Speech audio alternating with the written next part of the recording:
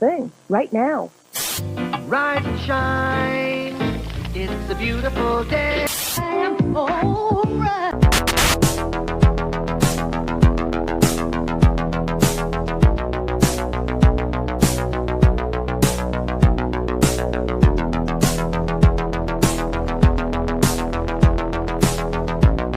About a third of the building has been blown away.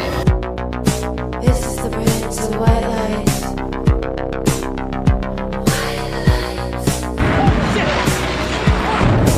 Our very freedom came under attack in a series of deliberate and deadly terrorist acts.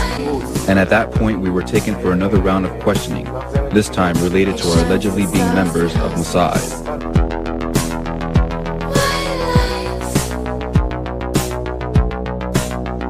It's crazy evil.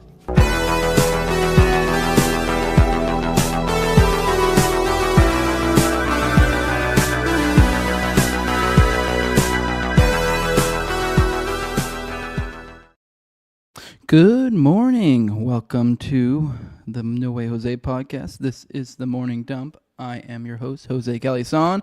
See one in the chat already saying late. Bullshit. I'm on time today, maybe like by a minute. This is about as on time as we're going to get. Unless, I will give you this, unless you didn't get the update on the summer schedule, CSETP, or CSESTP. Jesus, you need to get a different screen name. I'm sorry. But yeah, if you haven't got the summer update, the summer hours are 11 a.m. Eastern. So that's the status quo for the summer hours as opposed to 10 a.m. It just works better. So if you're saying if you're not 15 early, okay, I get it. Well, yeah. I mean, I was actually sitting here like 15 minutes early getting it ready, so I think that counts. I think it counts. This isn't like, I don't know. It's like I don't actually start work, but I'll be at work 15 minutes early. So I'm here 15 minutes early, but I haven't actually started work. So yeah, it was good. We're good. Don't question the method to the madness here. We have some stuff to get through today. Really, not. I know we're in this like kind of waiting for something to happen type deal. I don't think we're still not anything happening yet, unless something happens while we talk. Because I don't know, not really too much changed really so far as the end of the world between yesterday and today. We'll go into that a little bit. I mean, there has been minor shifting of positions, but if anything, it seems like more solidifying. Yeah, Operation Holding Pattern. Exactly. That's a good way to put it. Yep. Good morning, Nevsky. Good morning. Good morning. Good morning, Ray. What Iran do we'll know for what? That doesn't make sense. But okay. Yeah, let's get into... Now, there are a couple that squeezed in that jumped to the fore because they're kind of like new news, like the most recent... Here is, I saw a tweet from Cassandra McDonald that looks like, I would assume, just because I saw, with the timing, one of the more recent ones. Now, this is actually, as we'll get into today, with the messaging we've been seeing, this actually seems to be, obviously I haven't watched it yet, so just judging by the caption here, seems to be like it'll be a softening of the rhetoric, although that's confusing because there was nothing to indicate at all any sort of softening of rhetoric. But let's hear what he has to say, I guess, before we get too ahead of ourselves with however much he's softened his supposed rhetoric. So let's see where he's at. About whether you are moving closer, or you believe the U.S. is moving closer to striking Iranian nuclear facilities. Where's your mindset on that? I can't say that, right? You don't seriously think I'm going to answer that question? Will you strike the Iranian nuclear component? And what time exactly, sir? Sir, would you strike it? Would you please inform us so we can be there and watch? I mean, you don't know that I'm going to even do it. You don't know. I may do it. I may not do it. I mean, nobody knows what I'm going to do. I can tell you this, that Iran's got a lot of trouble, and they want to negotiate. And I said, why didn't you negotiate with me before? All this death and destruction. Why didn't you negotiate? I said... I don't know. I hate this shit. It's so gay. What a bitch move. I mean... I think, I don't know if I showed the tweet, but I mean, I've tried to make this point, and many have made this point. It's just becoming more and more clear. I don't see any other options here other than you have two options. And, just keep this in mind. The only two options, I really don't understand how anyone can scroll around this. You have two options. You have either he was in earnest pursuing peace talks with Iran, and then Israel completely fucked it up of their own accord, or they tricked Iran with these fake peace talks.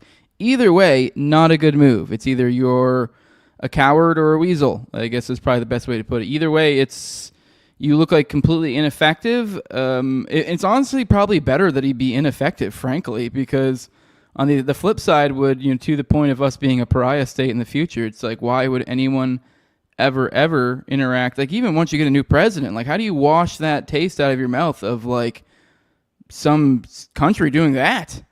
Like, you almost just go, now, you almost just write off that country and go, no, they just shouldn't be interacted with in good faith. There's no reason to. I mean, maybe, deal with them to the extent you need to so they don't fucking, bomb you or whatever. But I don't know. We can only carry on this behavior for so long. So, and I think we kind of lost whatever bit of goodwill, diplomacy, psychic energy we had between all these other countries here. I don't know. I mean, I guess we'll see, obviously, between the other countries that are there. I mean, a lot of the Western countries have coalesced around our positions on this. So, I don't know, but I mean, once push comes to shove and this thing the dust settles, that might not be the case. But let's finish what we have to say here. To people, why didn't you negotiate with me 2 weeks ago? You could have done fine. You would have had a country. It's very sad to watch this. I mean, I've never seen anything like it. It's so, everyone thought it was going to be the reverse. I didn't think so. And I was telling them, you gotta do something. You gotta negotiate. And at the end, last minute, they said, no, we're not going to do that. And they got hit. Remember 60 days? And then came the 60. And trying to play this 60 days thing is dishonest, too. Like, because, like, especially if he followed his messaging, he never at any point said, because then, okay, then if that's the case, then you should have taken responsibility. So if you're saying that was us doing it, but this idea that you gave this vague 60 days and then some other third party acted on said 60 days, that doesn't make any fucking sense. Especially when you have... he was on record, I believe, at least once, if not multiple times, essentially saying, hey, don't do anything, we want diplomacy, blah, blah, blah, and then they still fuck it up. So that either was truthful or was a lie. Either way, your ally just completely, I don't know, either you were working with your ally to do some deceptive shit, or your ally just didn't give a shit about you at all. And you're just and then you're still going along with your ally that treated you like a complete bitch. 61 is going to become a very famous number. That was one hell of a hit. That first hit, that was one hell of a hit. Not sustainable, to be honest. That's where it ended. It ended on the first night. Yes. Is it too late though? Do you think it's too late to now? Really, nothing's too late. The only thing too late is Powell. Powell's too late. Too late, Powell. Yeah, I don't understand that joke. Powell? Who's that? Isn't that Powell? Isn't he a Federal Reserve guy? I don't even know what kind of... I don't know, because I haven't been following enough to see if maybe he's having a beef with Powell or something. I don't know. No, that's not the Federal Reserve guy. Who the fuck's Powell? Chat, let me remind me. Who the fuck's Powell? I don't even understand what that joke... There was obviously some sort of dig, some sort of silly joke at somebody, but I don't... Came off kind of... At least to me, especially... I don't know, too deep of a cut, perhaps. But yeah, I don't know. The nothing's too late. I don't know. It still seems like... I don't know. I'm kind of reading between the lines of what he's saying here, and especially when we go into the follow-up question, I don't know. I mean, yeah, I mean, Cassandra she says this seems like a sharp shift from his tough talk to the good guys win yesterday in that meeting. I don't know if it's tough talk, but we're going to get into, at the very least, I still think they're probably pursuing the same path, but I don't know. I think, I don't know how they aren't grappling behind the scenes with this, how unpopular this is, which we will get into. And kind of on this note of why I think even more why they're still going down this way. Here's the other more recent one that I wanted to show you. This is, and also just more just kind of take Tim Pool's, not that he ever would fucking listen to this anyways, but to take Tim Pool's nose, like the dirty dog he is, and kind of drag him across the house to where he pissed on the floor. And then just kind of rub his fucking nose in it over and over again, and then take the fucking rolled up newspaper and beat the fucking living shit out of him with it. Because this guy right here is going, oh my God, this is fucking insane. And what that is in reference to is this post from Yashar Ali talking about an editorial from the Jerusalem Post that asked President Trump to forge a Middle East coalition for Iran's partition. Obviously, this is just an editorial over in Israel, but it's like this is how they see the narrative. This is what's out there. It's kind of like, also even if this doesn't end up coming into fruition, it's just kind of the idea that look at this fucking idiot here going, oh my God, this is insane. Kind of like, oh my, we're here at this point in time where Israel is really going, oh, we're going to just, kind of expand into Iran like they've done to their however many different fronts they're fighting on. They've done buffer zones or some dumb shit for each one. It's like, okay, well, here you go. I mean, even if they don't go full on that, it's like, This is just a fucking idiot who's been, Israel derangement syndrome. Israel derangement. You guys are so... all you guys want to talk about is Israel. All you want to talk about is Israel. Nick Fuentes. He sucks. Meanwhile, he's like, well, I don't agree with everything he has to say. He's the one who's predicted Syria falling, Iran falling back in right after October 7th. Right after October 7th. Which, to be fair, like, I don't know. I mean... I don't know if I would have ever guessed that, but I guess, like, in retrospect, like, yeah, okay. Like, I knew big shit was going to happen as a result of October 7th, but I am kind of, that's pretty, bravo to fucking Nick for that, because, like, I definitely wouldn't on camera be like, make that bold of a prediction of, like, I mean, I might say something like, I could see that happening. I don't know. I'd have to watch the clip of actually Nick saying that, but I believe that is the case, how much he hedges it, because, I mean, I could see that being a possibility, but it is, like, this is... It's I don't know, it's funny. Like it seems like every step throughout this like Israel game, I've kind of like a lot of us anti-Zionist types, like myself included, will point out the next step and be like, this is what's going to happen, just because they're somewhat so predictable. But the crazy thing is, even though we are accusing them of scummy shit behavior, just like over the top and like kind of being pretty, how do we put it, pretty, what's the word I'm looking for? Just not really get. I don't know, pretty having a dour look of their perspective, and yet they still somehow over and over again repeatedly go even further than we expect. Like they're even more disgusting of a country and behave in even more of an untowards manner than we even would predict. Like, I don't know, I'm trying to think of for example, like with the one point I would always bring up with like the aid thing. Like now we're at a point where we're probably at a minimum 30 people are dying a day from these aid stations in Gaza, where these starving people trek for miles through like essentially active war zones where they could just get shot at just because, I don't know, shits and gigs. And yeah, every single day, that's just from these people trying to get food every single day. And I think it's somewhere in usually every single day in Gaza in general, it's somewhere in the realm of like 100 or something. So yeah, I don't know, just I forgot my even fucking point. What a fucking idiot. What a fucking piece of shit. I mean, it's not even stupid. I mean, I don't know. Actually, I do think he's pretty fucking stupid now I think about it. Because I do think to some extent this is him, maybe I wouldn't be surprised if I know everyone points out the closed-door meetings with Netanyahu and all that shit. But it's like, to some extent, I also think he's just kind of fucking stupid. Like, I wouldn't be surprised if there is a corruption component, but I just think he's pretty fucking stupid, to be honest. It's also just kind of like, I don't know. I just don't think it's going to work out the way he wants. This is going to, is Tim even relevant anymore? Like, frankly, I mean, I say this as somebody with a much smaller show, but I just mean comparatively. Like, I don't even know. Like, if a friend went on with Timcast, I don't think I'd watch it right now. It's like, I don't know. Like, I don't even know what Tim's current like stance is on the war, but I'm sure it's gay. I just don't care. So, yeah, I mean. But yeah, let's look at this editorial so I can show you what I'm talking about here. So this is Jerusalem Post.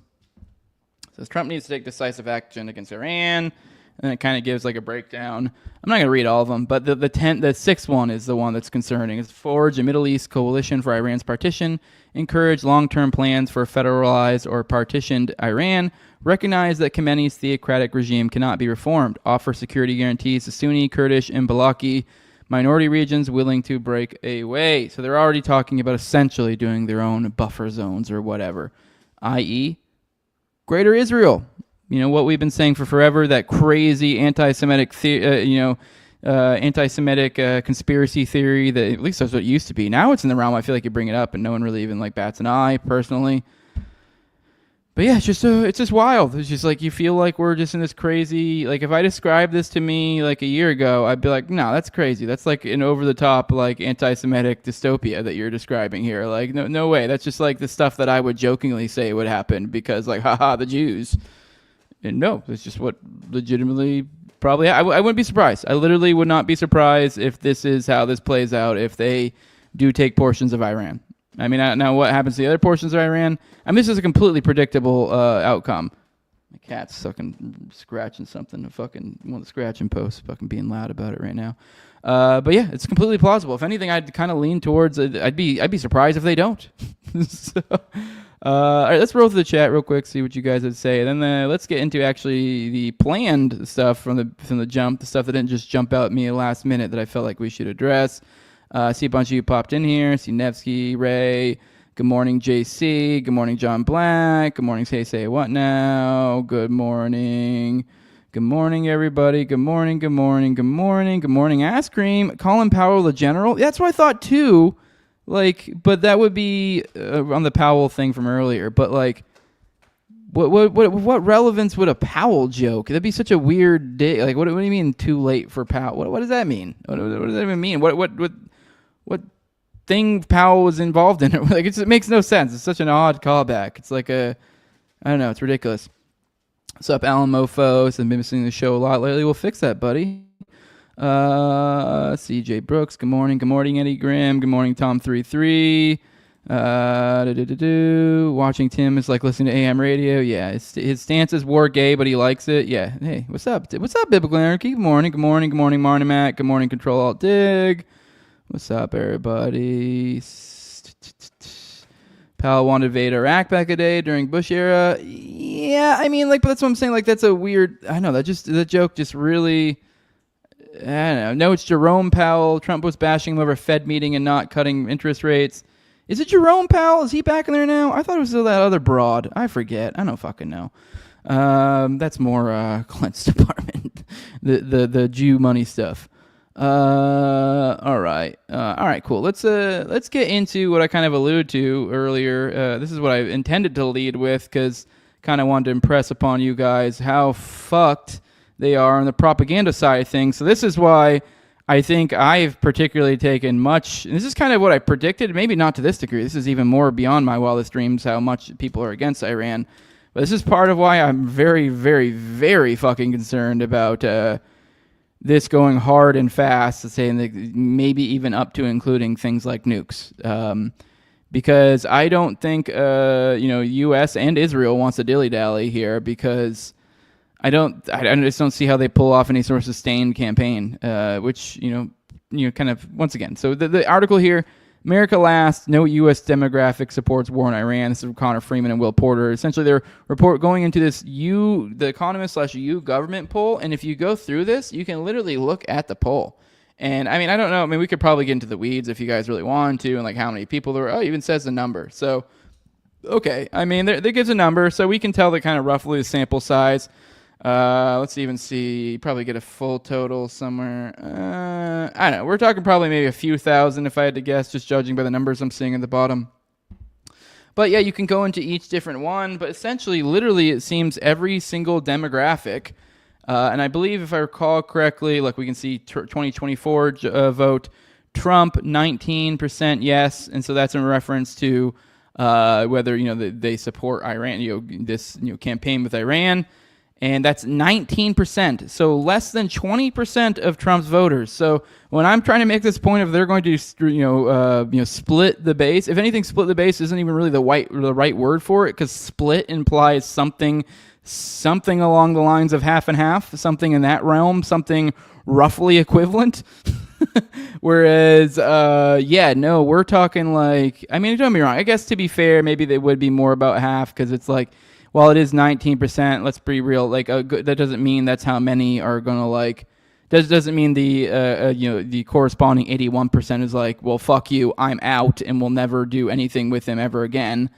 So I mean, it still will kind of 50-50 it, but you took out so much energy of the room. As I've made this point over and over again, you've just dumped all your loosh. All that loosh you stole from us from that voting, that fucking what is it, the fucking ritual that you guys do every 4 years where you guys fucking suck up all our loosh to be able to use for your fucking evil plans? Well, you fucking idiots done blew it all. And now you used up all your loosh. You used up all your fucking power.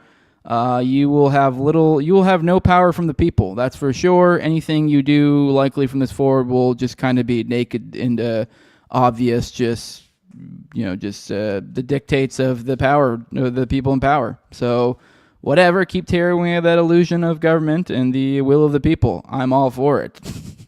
Well, I mean, not all for in the idea of like the bad things that come, but that is the silver lining that during this people go, oh, cool. Well, gas is $15, and it would have been Isn't it great we have a government that stops us from nuclear war and from, I don't know, what are things like pandemics and I don't know, all the other fucking things they always tell us are so bad that they managed to bumble and make way fucking worse and probably would have been better had they done fucking nothing to begin with every single fucking time. It's like, how many examples do we need to go before, what do we need government for? Like, what do we need it for?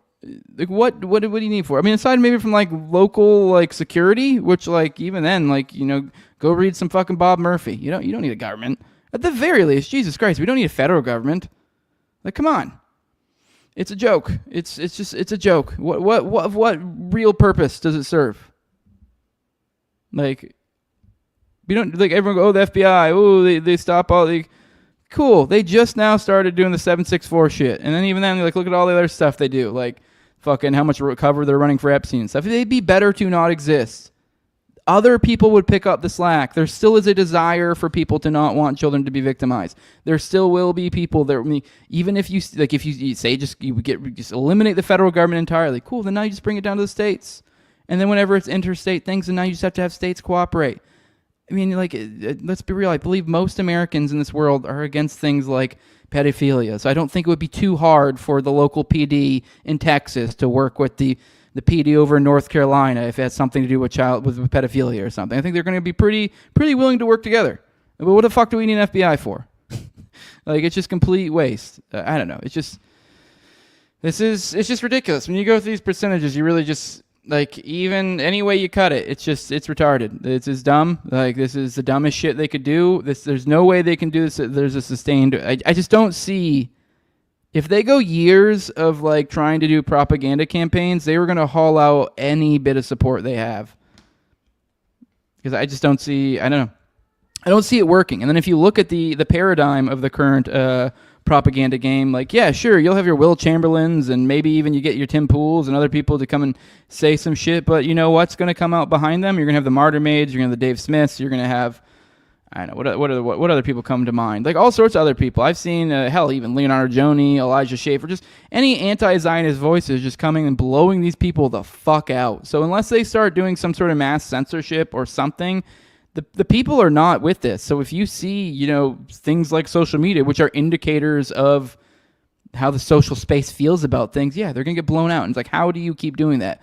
You're going to need some sort of mass internet censorship, which they made a gigantic point of, like, slapping down. So, okay, go back on that and then destroy yourselves even more. It's just they've put themselves in a really, really stupid fucking pickle, also to make the Jews happy. It's just so fucking dumb. I mean, I don't know, there's not really much more we need to go into this this thing, but it just kind of really drives home the point that, like, yeah, no one wants this. No one wants this. Like, the worst fucking people want this. The most fucking in the bag fucking, like, lizard people, neocon creatures that are, like, you know, finally just jumping for joy and immediately just fucking just throwing that fucking Trump dick to the back of their throat. Like, they are so hyped. And Trump is someone who feeds on ego. So to some extent, he's going, oh, that's great. It's like, okay, well, have a little foresight. This isn't going to work out well for you. So, all right, let's roll back to the chat. Let's see what you guys got to say.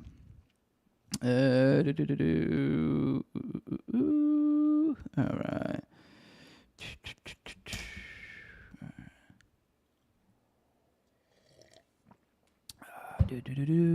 Let me yell at clouds. I bought this megaphone for a reason. I don't know if they were making fun of me. Yup. Kind of. Okay, this is referring to something else. Okay, you guys are talking now. I hear you, Jose, but if we don't have an FBI, then who will go deep undercover and trap patriots? Yeah, I know, right? Like, who's going to keep those people in line and not make them act way worse in the first place?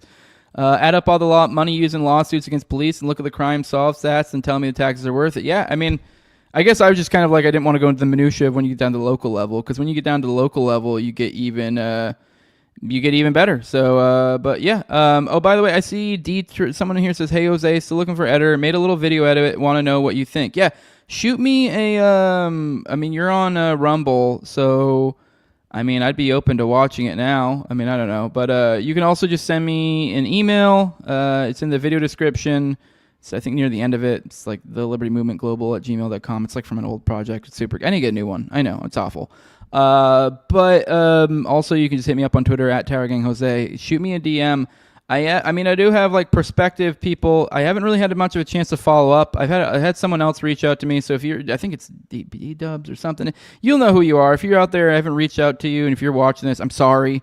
I've had a lot going on the past like week or two. So, but yeah, I do need to get around to getting some sort of regular editor. I don't know. So send me, I guess, a sample of your work if you are interested. And yeah, I mean, I'll go ahead and let you know I'm not paying like big bucks. This isn't like a huge show, so but I am willing to pay. So I mean, if that's something you'd be interested in, I mean, obviously as the show grows, opportunities can grow on that side of things too. So I don't know. I mean, obviously no promises, but just yeah, feel free, send it to me. I'm always like checking out video edits anyways. So I don't know. I mean, maybe you might trying to find something that fits my style, because I don't know. I mean, it's a bummer. It's like if I had like a dope tattoo artist or something that I went to regularly, and then just like fucking went to jail. You're like, God damn it! It's like, I liked your shit. So I don't know. We'll see. All right, let's get back into the stories. We rolled through the chat. All right. Now, this is why I said it was kind of like that video earlier was kind of like a backing off of the rhetoric. We had some, I mean, I forget what we covered yesterday and what we didn't, but I don't think we got to this. I know at one point you put out some fucking tweet, truth, whatever the hell you want to call it, that literally goes, unconditional surrender, all in caps, and that's it. And I don't think he was declaring our surrender or Israel's surrender, so obviously I think that's calling for Iran to do unconditional surrender, even despite the fact they were the ones attacked completely illegally and like super fucked up. And so I don't know, it's just bizarre, the idea that they would just unconditionally surrender, which usually like unconditionally means like you literally like cede the quote unquote crown and everything. That would be like stepping down. So that's insane. He also put, we know exactly where the so-called supreme leader is hiding. He is an easy target, but is safe there. We are not going to take him out, kill, at least for now. Once again, using the we twice there. But we don't want missiles shot at civilians or American soldiers. Our patience is wearing thin. Thank you for your attention to this matter. Those are two separate ones, by the way, between the unconditional surrender and that other one. So, yep, this is his messaging. I still don't think he's really done any sort of like press conferences or anything, so which is bizarre to me that we're getting all of this information through these like disparate, confusing truths, which frankly I feel like is kind of the point. I don't think they know what the hell they want to do right now. Like the impression I'm getting is, well, I do think we're kind of somewhat doomed, and they're probably just already have they're probably going to already do. But I still, at the very least, the messaging is cloudy. So at the very least, it seems they either genuinely have confusion or they're trying to promote the idea that there is confusion in their next steps forward. But it is, I don't know, the price they're going to have to pay, and I think how this will go down and how this would literally kind of just hand the ball back to the left wing. And frankly, they deserve it at that point. Like, I don't know, it's going to be astounding. I think it'll be astounding to see the whiplash here. That we go from this like god-awful fucking Democratic bullshit fucking party that everyone hates, even the Democrats. Like, I was listening to Dave Smith on with Shank and just kind of agreeing on just how just dog shit they are and just how they just needed to lose. And like, to some extent, Shank's kind of like, yeah, they're fucking awful.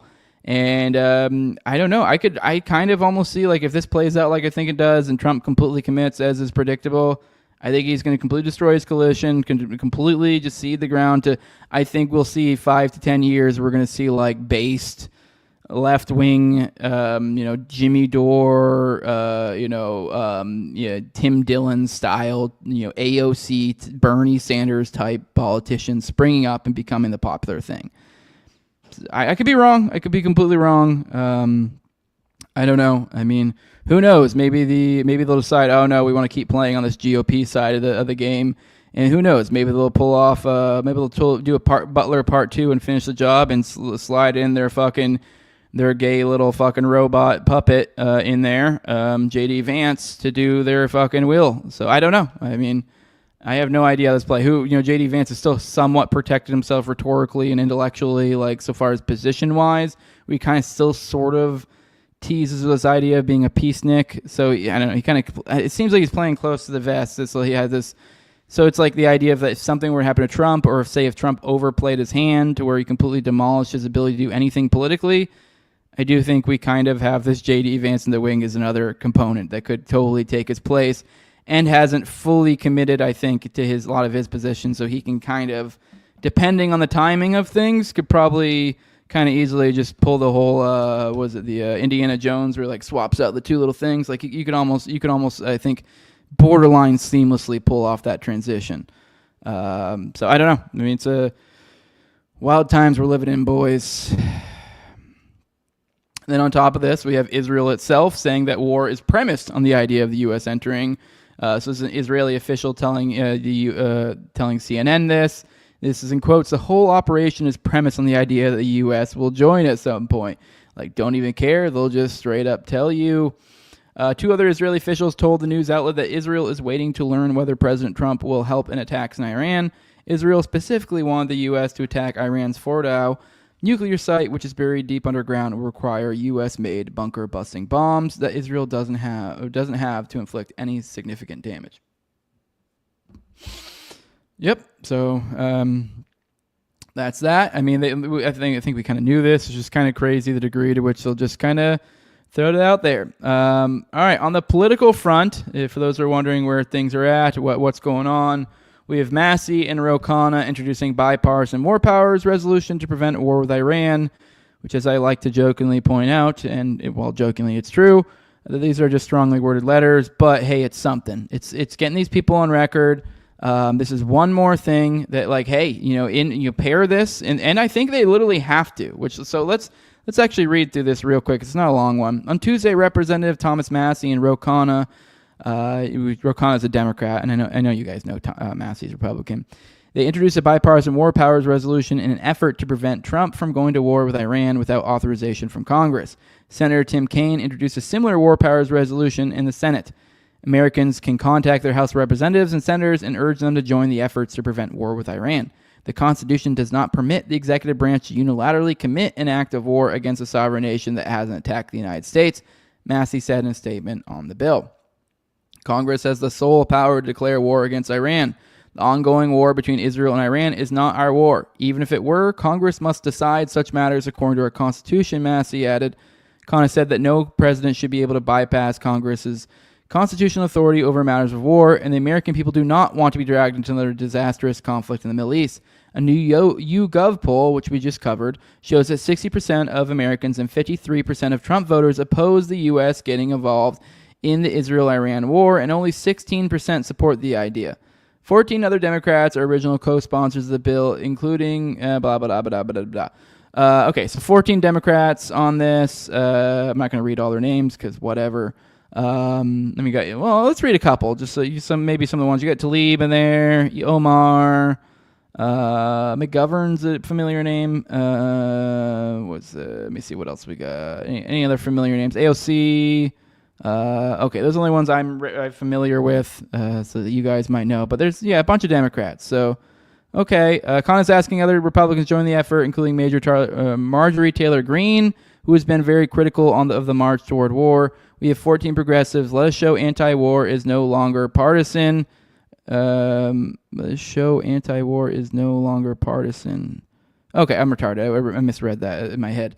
Okay, yeah, so that's a good thing, I think. I mean, we got, and there, I believe with this, these will, like, this isn't something they can shirk away from. Like, they have to do this. Like, I think sometimes these things can be vetoed by the president or something. I don't fucking know. But essentially, this can't be, this can't be. Like, they have to be on the record. So I believe that they're essentially going to be forced to be on the record. And keep in mind, that poll we just went through, and just literally every single demographic, and in a fairly dramatic way, seems to be against this shit when you break down the stats. So, hey, go ahead and get a record. We also have, with this record coming, we have, like I said, I did just watch Dave Smith and Cenk Uygur. They are trying to start this movement, which, while I'm not, I'm not someone who's like politically, my position on voting. Voting's gay. Save your time. Stay at home. Don't fucking, just don't engage. It's fucking gay. But if you are going to vote, or you can even lie about it, I don't even fucking care. This is an idea that Cenk and I believe it was kind of Cenk's idea, and Dave Smith, they're trying to create this some sort of coalition. I think they're trying to build it up, this idea of, hey, we're going to take people that anyone who votes for these, because I believe it's in the Congress now. It's in Congress and going to be in the Senate. I think one of those they might be able to get out of in some sort of political method, but at least one of them. And if both of them, even better. But the idea being anyone who votes for this, the idea of voting for war in Iran, that, hey, we refuse to, like a coalition of, I think it's progressives and libertarians right now, but who knows? Maybe this can expand to like dissident right and so on and so forth. And it's like you get this up to millions of people saying, hey, I'm not going to vote for anyone who puts this name on this. Here's this list. We'll never vote for you again. I don't know. We're living in interesting times. And then to add to all this from the international perspective of how this Iran thing is playing out, it's kind of creepy because it's especially since a lot of the Western nations. I forget where Germany was on this. I think Germany's kind of always in the bag for Israel, but just a lot of the Western nations in general seem to be kind of turning on Israel for Gaza, which I don't think they actually have changed position on that. But then they will then simultaneously be like pro-Israel when it comes to this Iran shit. So this is sort of what we're seeing here. Although, like I said, I think Germany's kind of been in the bag for them all the time. But either way, this is just kind of what we're seeing with the Western nations. Just they're kind of seeming to follow suit with us, which I guess to some extent maybe it's just kind of like whatever. They're like you can kind of get away with a lot because you got Big Daddy USA that's going to take most of the moral responsibility when things go tits up. So, but yeah, this German Chancellor Merz has strongly backed Israel's war in Iran and said on Tuesday that Israel was doing dirty work for the West by launching the assault. This is the dirty work Israel's doing for all of us. We are also victims of this regime. This mullah regime has brought death and destruction to the world. German leader also said that Iran's nuclear program must be destroyed and suggested that the U.S. should do it since it has heavy bunker-busting bombs that the Israeli military doesn't possess. The Israeli army is obviously unable to accomplish that. It lacks the necessary weapons, but the Americans have them, he said. So we have Germany pushing for this and also making comments almost as if like, oh, look, they're doing what needs to be done, and they're doing our dirty work for us. So the implication being, that they're kind of, this is what we all want, and we're just going to kind of support from the outside. So, and then while this is all going on, as I said, it's 30 a day. Yesterday was a big day for aid killings. Woohoo! Yay, Israel! Woo! Double the murder. Good job. Yeah, they killed 59 Palestinians in Gaza aid massacre yesterday. Oh, Jesus. This one says that Israeli tanks were firing shells at a crowd waiting for aid trucks. Jesus Christ. All right, Israeli tank fire killed at least 59 Palestinians in Khan Yunis, southern Gaza, as they were trying to get food from aid trucks, Reuters reported on Tuesday, marking the deadliest aid massacre since the U.S. and Israel-backed GHF began operating in Gaza in the end of May. While many Palestinians have been killed near GHF sites, the massacre in Khan Yunis did not appear to be related to the GHF, as the crowd that was fired on was waiting for aid trucks to pass through, according to witnesses speaking to Reuters. Okay, so a little bit different, but medics said another 221 people were injured in the massacre. In Gaza's health ministry published photos of victims being treated in Nasser Hospital in Khan Yunis. Footage from social media shows dozens of bodies strewn across the street in Khan Yunis, which I did see the video before. Yeah, wild stuff.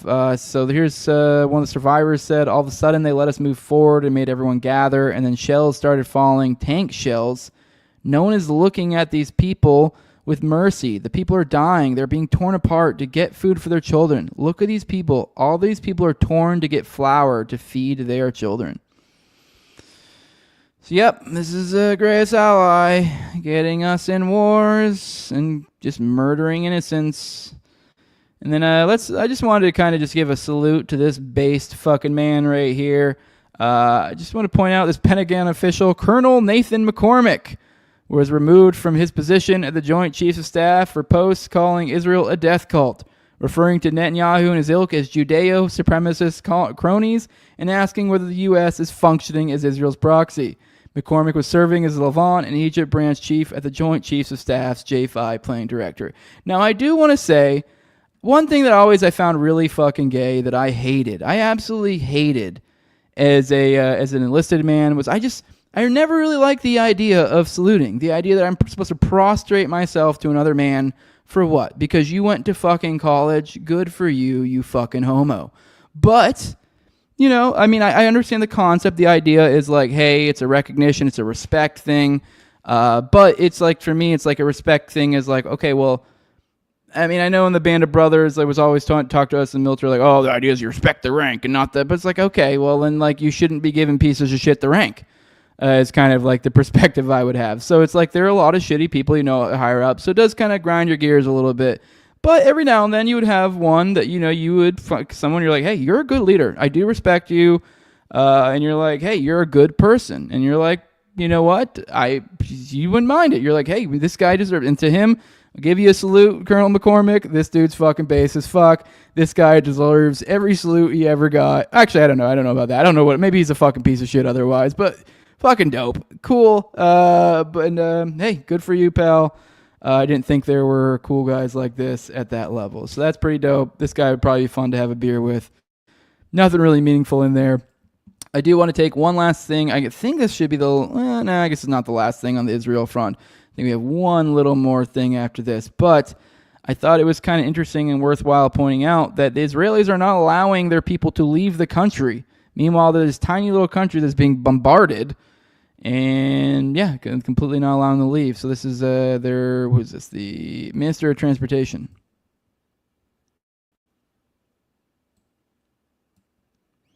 All right, well, there's no point in playing that because that's not English. She said, we will not allow Israelis to travel abroad at this stage. Only those who came to visit, tourists, business visitors, or diplomats will be allowed to leave. Which I do find particularly interesting considering, you know, what the game plan of Israel always has been to leverage hurt feelings. So, literally, it's kind of gross. Like, they have, over the decades and the years, it's literally kind of the same, it's basically the same model of, like, a victim, black culture type stuff and just, like, race grifters type shit. It's the same shit. And so, but they get off. If anything, they almost want to be victims. So they will do shit like this. Like, there are other historical examples, like King David Hotel, of where they will do things to literally harm other Jews, to make them feel scared, to set up situations where they are more likely to be victimized, also that they will be scared and run to them. They are one of the most naked, transparent entities at doing this that there is. Like, it's in a lot of their Zionist documents, and there's all sorts of stuff about how, like, it's literally like, hey, we are founded on anti-Semitism. Like, they couldn't say it any louder. Like, there's was it the Irgun or was it Stern Gang that partnered up with the Nazis, or they were trying to?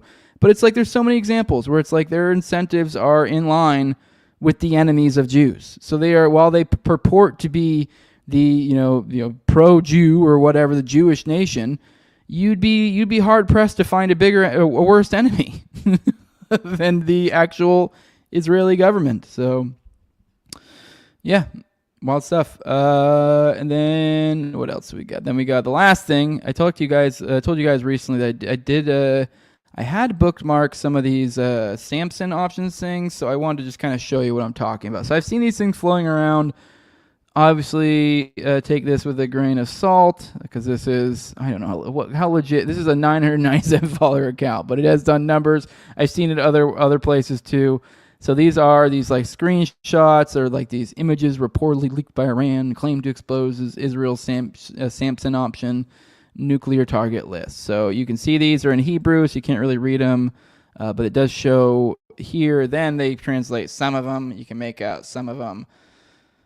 Like, you got Tehran, Mashhad, Isfahan, Damascus, Gaza, Cairo, Alexandria, Moscow, Kaliningrad, Sevastopol, Washington, D.C., New York, L.A., Colorado, the NORAD spot, Beijing, Shanghai, Guangzhou, Brussels, Berlin. So you can see all these. Now, I don't know how legit this is. I mean, then they even go into the specific yields they would drop.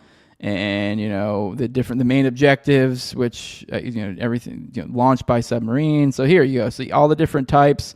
So essentially, this is the idea. It's the Samson option, which is a thing that's been kind of, shuttled around in the quote-unquote anti-Semitic circles, I guess you could say. And this supposed idea that they've said for a while of that if they ever feel threatened that the Israel project could go down, that they will, much like Samson, the biblical Samson, destroy the temple he's in and kill all the Philistines with him. So essentially, if the Jews are going down, we're taking the goys with us, is the way they look at it. So, yeah, I mean, here's from Wikipedia, says the Samson option is Israel's deterrent strategy of massive retaliation with nuclear weapons as a last resort against a country whose military has invaded and/or destroyed much of Israel. Commentators have employed the term to refer to situations where non-nuclear, non-Israeli actors have threatened conventional weapons retaliation. So the idea is just basically attacking everyone when you're threatened, essentially, setting off chaos, and maybe, I don't know, the idea is just kind of fuck everybody, when we go out. So, and just and this is what I've been pointing to in these past few days where I've seen some of these messaging that I find to be a little bit freaky. We had the, Huckabee's, letter with like referring to 1948 and Truman. There's been other, there was that one, the thing that was sent out by Israel that like, oh, if we get attacked, you're next. And you're like, what the fuck? And then it literally shows like USA, China. And then like the China being the most notable one because it's like the second one in there. And you're like, that's one of their allies. They wouldn't attack them. So is this a threat? There's been a lot of things, if you read between the lines, are a little bit freaky. And especially when it's like, they are very much leaning into and kind of not really clarifying their language. So it's like, it's honestly kind of feels purposely open-ended, where they'd be like, if we go down, so do you. Shit like that, where you're like, you could interpret that as some fucking stupid boomer calling, like, yeah, that's right. Well, when Hamas in Iran take down the Jews, then they're gonna come for us. But you know what? I don't think that's what they mean. I think they're giving you a little wink. I genuinely think, especially knowing that the way these pieces of shit operate, that is probably literally a wink to all the nations. They're like, listen here, bitch. We will fucking kill you all. We will fucking flip this chessboard over. That's what this feels like. So, yeah. Shit. All right, let's roll the chat. Been a minute since I popped in, checked in with you guys.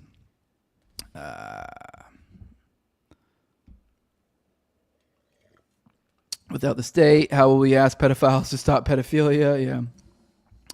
Yeah. Title for a new podcast could be Jose Galison and the Chosen One. Okay. All right.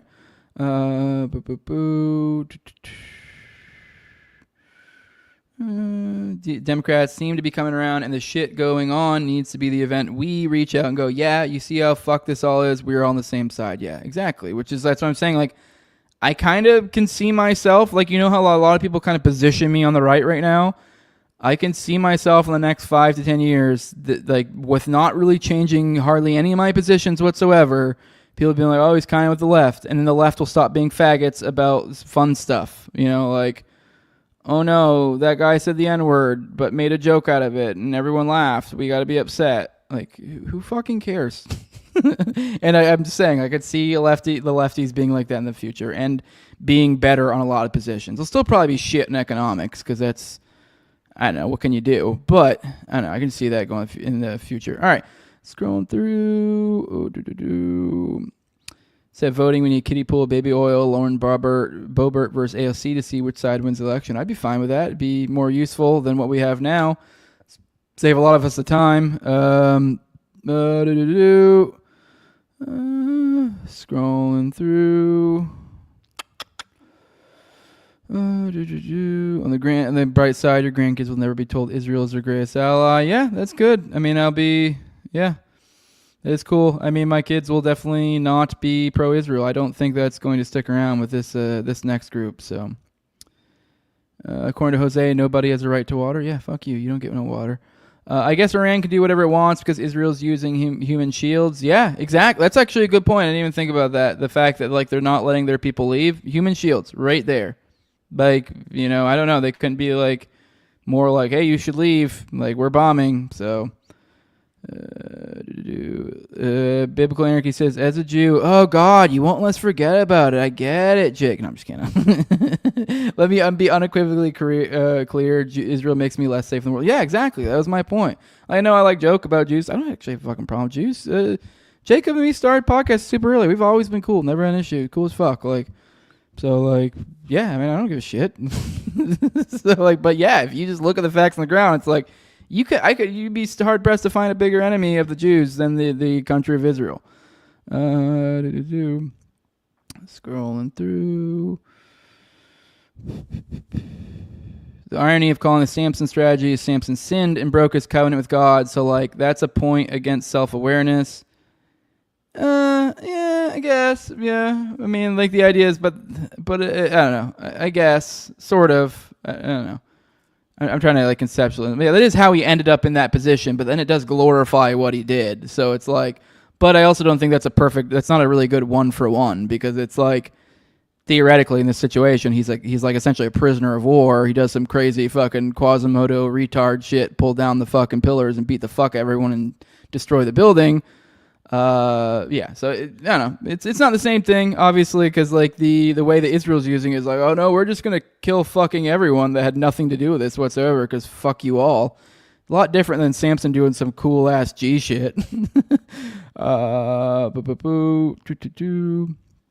So yeah, it lacks self-awareness in that way, because it's kind of like, let me take this like really fucking cool thing in the Bible and be like, let's just do like, take the most shitty fucking thing you really could do and like, I don't know. It's because it's like literally is like the Samson thing is like crazy hero shit. That is like the coolest thing that like as you as a little boy in your head being like, what if I fucking did that? That'd be so fucking cool. Like that is what Samson did. Like he legit fucking like pillar to fucking just fucking. I don't even remember the exact story he goes. I'm pretty sure he just pulled down the building, but in my head I imagine he like fucking like pulled down the fucking pillars and fucking had like pillars on chains and fucking like slinging around and fucking beating the shit out of Palestinians and shit. But either way, in your head it's really fucking cool. That's not at all what Israel's talking about. So they take this like super heroic, super fucking cool dude thing, and they took the most faggoty fucking like pathetic coward, like I'm screwing everyone over because I did gay shit, like move, and like trying to equate the two. Like I don't know, I can't think of a more Jewy thing to do really, and I mean that in the Israeli way of it. Okay, not in the, you know what I mean. Whatever. Scrolling through. Let's see, whoever stole my work tools, you're gay as fuck. I'm sorry that happened to you, JMS. That is lame. Which, by the way, on that note, I mean, if it was you who did my roof a while back, I keep meaning to go up to my roof. There's like a whole ass like nice fucking like tool belt with like nice tools in it that some dumbass left up there. That one of these days I'm gonna climb up there and get. Kamala would have had Blinken. Trump has Rubio. This is the closest race to the worst people alive, so I'm not sure there'd be much different. Yeah, I mean, I know I've railed on it a little bit, and I don't know if you're arguing the chat or me, or just bringing up a point here, but it's kind of like, yeah, that's my point. Like, generally speaking, most of the time it's negligible. But I personally think I could make a better argument for Kamala being in a better position now, just judging with the way that like the politics would play out and the pressures that would be for a left-leaning president as opposed to like a right-wing president. I think it would play. I do think we'd probably actually be in a better position. But I'm also like fine with saying I don't know. We could be in a worse position, about the same position, roughly the same. But it's like that's the point. That's the point. Like it's like, and these are things I was saying before. So it's like I don't know. I mean, I guess sure. I mean, I don't know. This is kind of what I said from the jump. That's like it makes little difference. I mean, and this is just the way politics plays out. Like when you have a Republican in office, and then say you have like a Democrat Congress, like that's gonna, that's gonna, you're ironically gonna have probably more of like a liberal types, like more liberal shit gets through, and then the vice versa. Like it's like one of the best formulas is like most of the lawmakers being fucking. Being right wing, and then the president being a Democrat, because then it's just then the only things he can really get through is stuff that's amenable to the right wing. So I don't know, just pretty much the worst thing will always usually happen. So it's like the opposite of what you want happen. This is the trick they play on you. You go, I'm gonna vote Trump and I'm gonna get Trump things. You're like, no, you're gonna vote Trump, and then you're gonna get the bad things about Trump, and then probably some of the stuff that the left wing wants. So. Scrolling through. I vote you rename your channel. Totally not a fed with Josh. Yeah, I'll take under consideration. Scrolling through. All right. The Jays are taking their ball and going home, and their ball is the world, apparently. Yes. Democracy's race to the bottom to kiss the boot of Israel, says Biblical Anarchy, 100%. All right, let's get into the next story. Here's a little bit of follow-up. I know we covered this sort of last night and already did, but I did want to take a moment to hone in on it just because, for one of the topics here is all the flavors of Gladio. So I have a few different stories that I feel like kind of are like Gladio. I don't know if I would really consider that last one. That one didn't fall under what I would call a Gladio. But I guess I have two stories that are sort of different types of Gladio. We got domestic Gladio and then perhaps some sort of foreign Gladio on us, which we're going to do. It's actually like a follow-up on a previous story. I guess you could kind of maybe consider, I don't know, I wouldn't consider the Samson option that. Not really. It doesn't fall into the same. Not similar enough. But let's follow up on this guy, this Vance feller. Let's read. Here's Chase Geiser. Took a couple of screenshots of some of the stuff out there on him. So let's read on him. This is a guy, the suspected killer of the two lawmakers in, was it Minnesota? And I believe he shot two other people as well that I think they survived.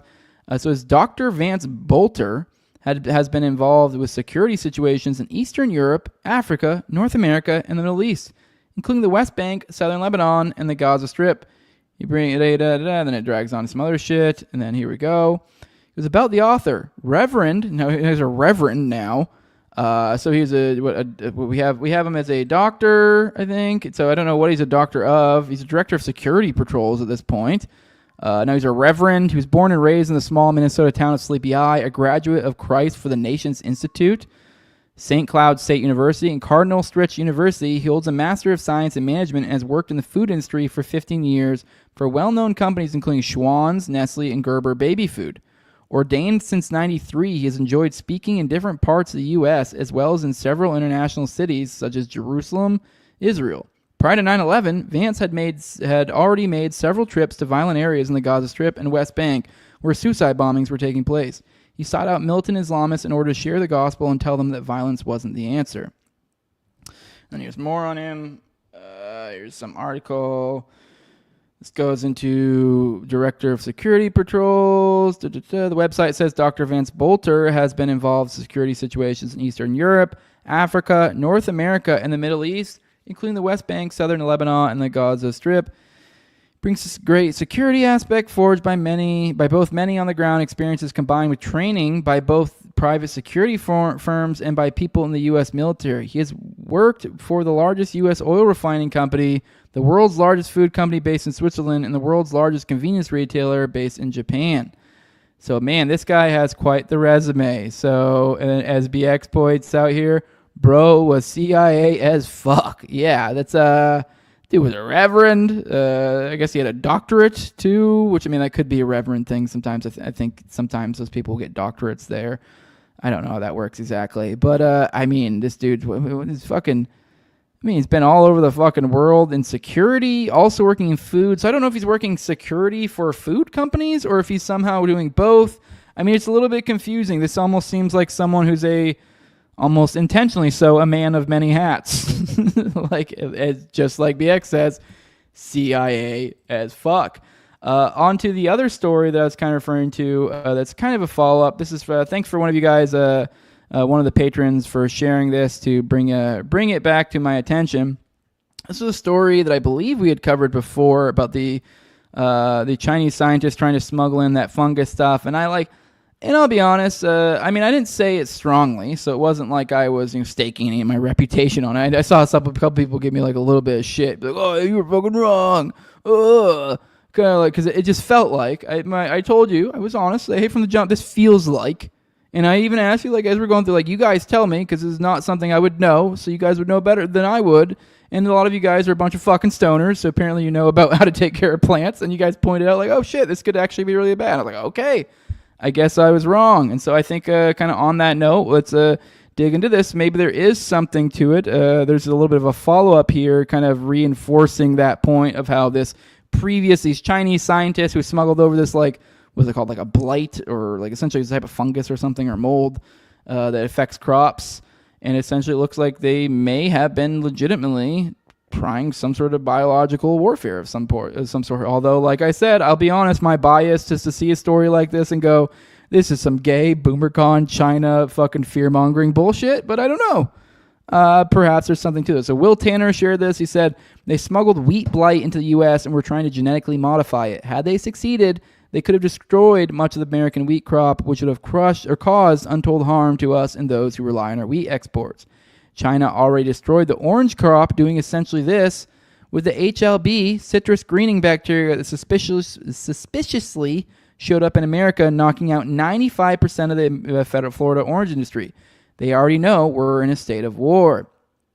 Now, I will say on the note of like, ooh, this is BoomerCon, blah, blah, blah, blah, China, okay, well, even if we do grant this gives truth, maybe there is truth to this as we dig into it, that maybe keep in mind how this COVID game played out, where it was like initially it was this like, there were all these like claims that it was like some from China, and then like, oh, you're a racist if you do that, and then over time, the narrative has been fought tooth and claw, and we've gotten to the point to where they accept that yes, it did come from the Chinese lab, but now we're at the point where the real G's know that like, yeah, but that was probably us because we were also working in that lab, but they're going to really try to avoid that truth.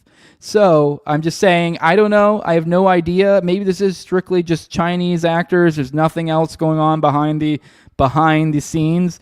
But, just don't, I'm just saying, especially during this time, keep your head on the swivel. Don't jump to one side or the other. This could be China fucking around doing some shit. This could also be this also could be the CIA doing some shit and trying to get you to blame China because, whatever, to obfuscate from all their Iran shit going on or whatever, or whatever, other myriad of reasons they could possibly have. I'm just saying, keep your head on the swivel. Don't immediately jump to fucking China be doing shit. So, but let's read this.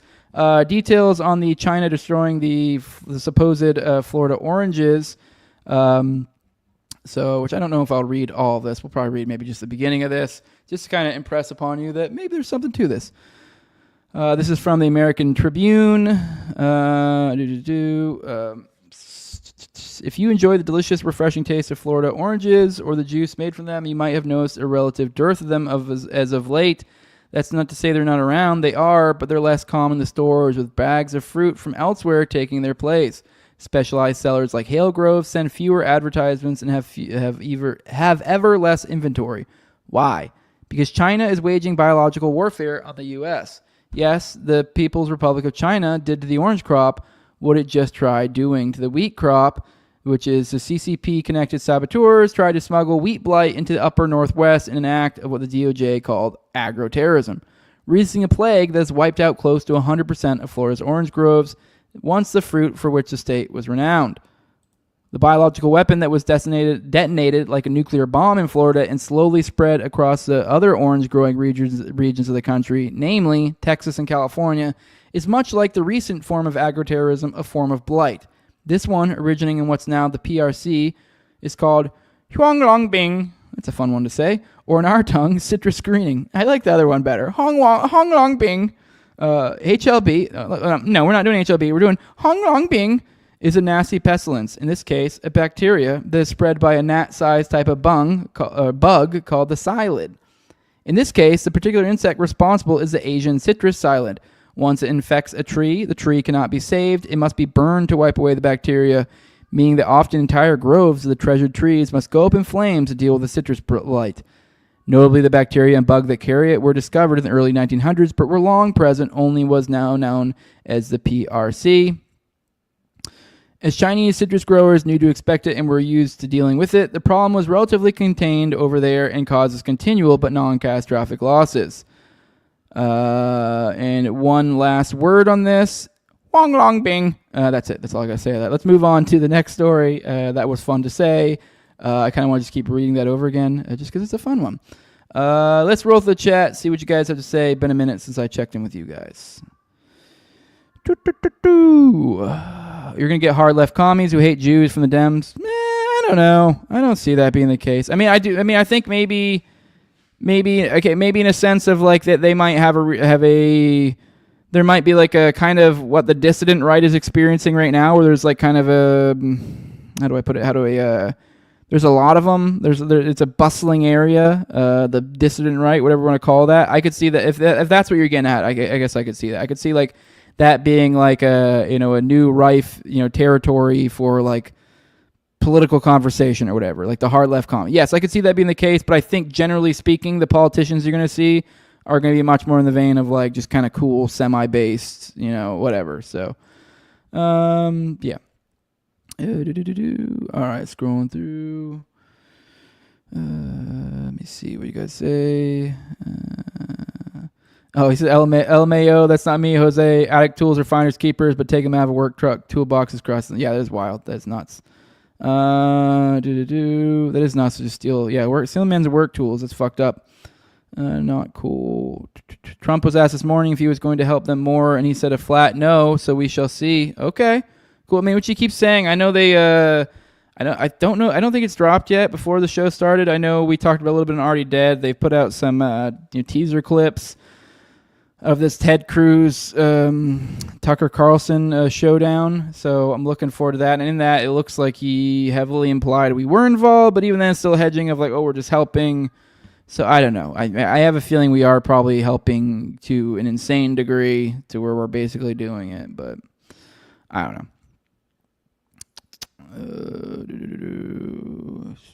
Scrolling through.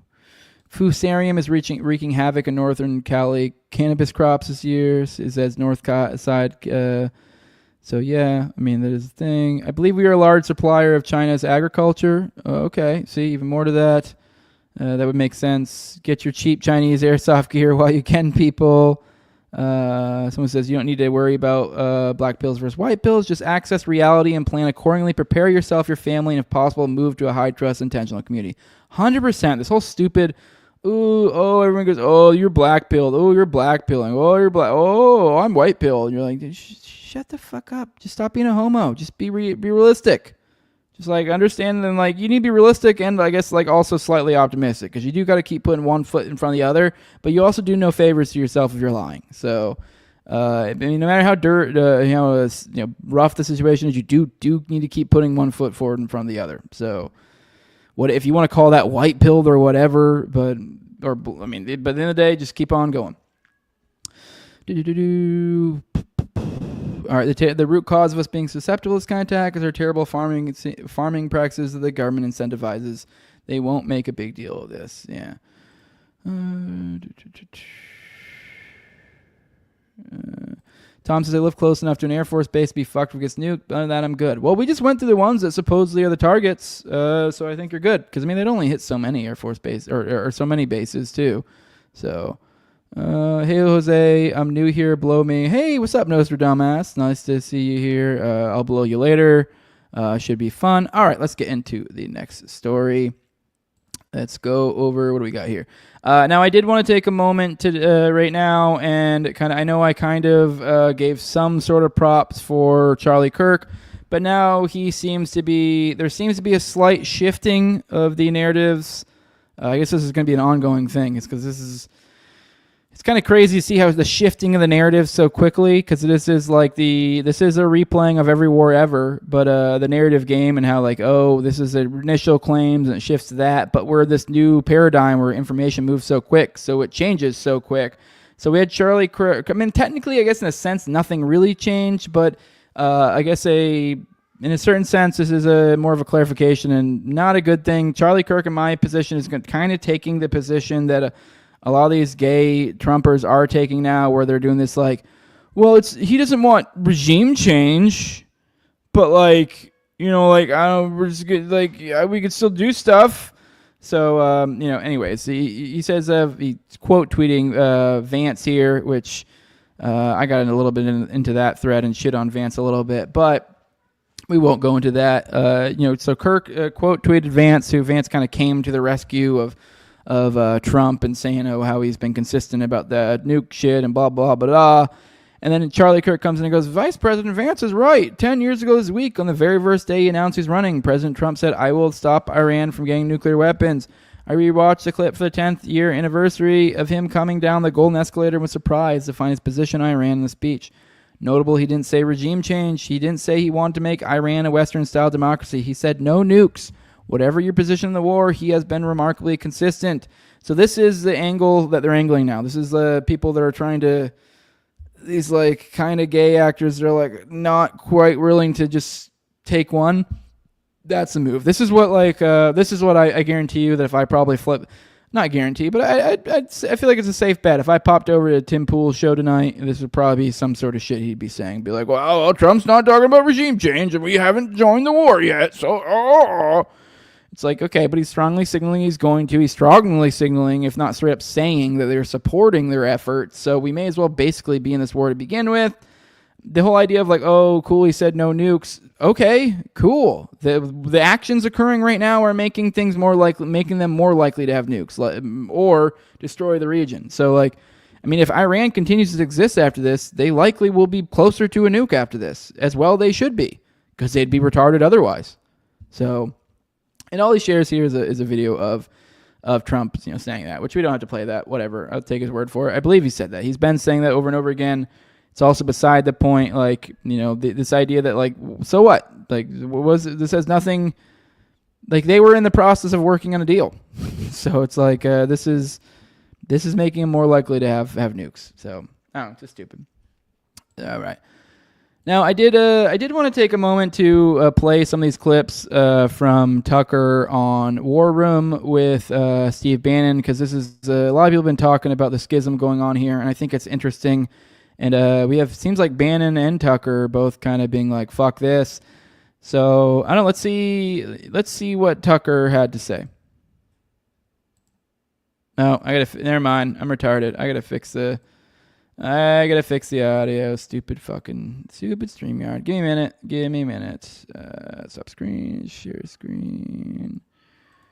All right, here we go. All right, now, here we go. I really love Trump. I think he's a deeply humane. I actually really love Trump. I think he's a deeply humane, kind person. And I am saying this because I'm really afraid that my country's going to be further weakened by this. I think we're going to see the end of American empire, obviously. Other nations would like to see that, and this is a perfect way to scuttle the USS America on the shoals of Iran. But it's also going to end, I believe, Trump's presidency and effectively end it. And so that's why I'm saying this. What do you mean by that? That's coming from you.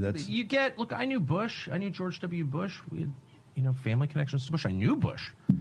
Personally, I still see Bush sometimes. And, of course, he hates me, and he does because I criticized him on Iraq. And that war is the sum total, from a historical perspective, of his administration. But I knew him, and he had all kinds of plans for the things that he wanted to do. But once domestically, right, to improve the country. Right. And you may agree or disagree, but like in his mind, he wasn't just about the invasion of Iraq in March of 2000. Oh, no. He was going to redo Social Security. 100%, he had all that. All types of, he was going to take care of the entitlements issue. And he really thought it was going to work. Yep. And you could laugh at that or whatever, but the point is, the second you get enmeshed in a real war, not a fake, let's go bomb the villagers and declare success, though we don't even have a good track record. Like, why are the Houthis still there? No, there's a whole other question, right, which is how prepared is the U.S. military for a real conflict? And the answer is totally unprepared. Scary unprepared. I don't think people understand that.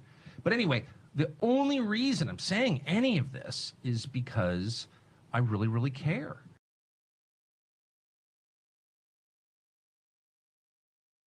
I just realized I was muted. Just saying, I think he's pretty damn spot on there. I mean, yeah, I think he's right. It's going to be the end of the empire. It's the end of the presidency. I mean, all these ideas of anything that you want to get done domestically, you can go ahead and throw that out. So yeah, I think we're basically effectively watching the end of a presidency if things play out the way many of us think will play out.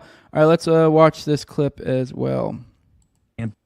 Why was Tulsi Gabbard not invited to the Camp David meeting all day? You know why. Why Tulsi Gabbard still to the American public has said, the last public statement is that the program was not back up and running. And now we have from Bibi by himself on Fox by Brent Baer that the thing was 12 to 13 months away. It wasn't this weekend. I know. And this is by his own thing. And we also know that it was a decapitation, as we said on Friday. It wasn't just about the nuclear program. It's a decapitation of total leadership. So this is a total regime change, which, by the way, you may have a plan for regime change, is fine, but you got to bring the American people along. Let me go back. By the way, I said that publicly last week. The point of this is regime change. I know everyone involved. I know I'm telling the truth. I have no weird motive here at all. I don't hate Israel. I'm not. Plus, you know the players, and you I went know and the you, players and you were, and personally. you know the Iraq situation. This isn't a regime change effort, and why not just say that? But you're a Holocaust denier for saying that. Well, stop. Let's have a rational conversation about what our aims are here. And maybe you can convince me that we need to support a regime change war in Iran. Tell me how that plays out in a country of 90 million people. Have you thought it through? Do you even care? And the answer is no. We have a economic and political and demographic crisis in Europe because of U.S.-backed, Israel-backed Syria wars in the Middle East. Yeah. That's what's destroyed Europe, where my ancestors came from. And I spend a lot of time there, and I love European culture, which is Christian culture. And it's destroyed that. And shut up, you're not allowed to care. Who's making the rules here? Yeah, I mean, it's just spitting facts. And then as a result, these guys get attacked. Here we see, I thought this was particularly interesting to kind of pair with the recent attack. We see, I mean, a lot of people have just been attacking him recently. Everyone's freaking out, going, oh no, all these traitors, because the people that are like stumping for Trump, it is pretty pathetic, this idea, like, oh, look at all these people turning on Trump, and it's like everyone's trying to act like, oh, like you're supposed to be forever loyal to Trump or something. But here's one of said actors, Laura Loomer.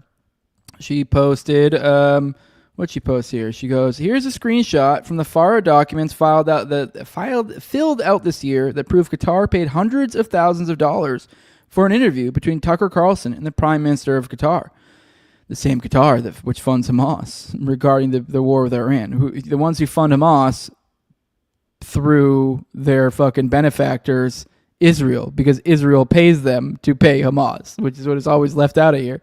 This is a paid propaganda piece in which over $200,000 was paid by the embassy of the state of Qatar for Tucker to interview a Qatari official, all while knowing Hamas is an Iranian proxy and funded by Qatar. I want to remind you guys, once again, in 2015, I deployed to Qatar in the U.S. Air Force. That is still currently the largest air base in the Middle East.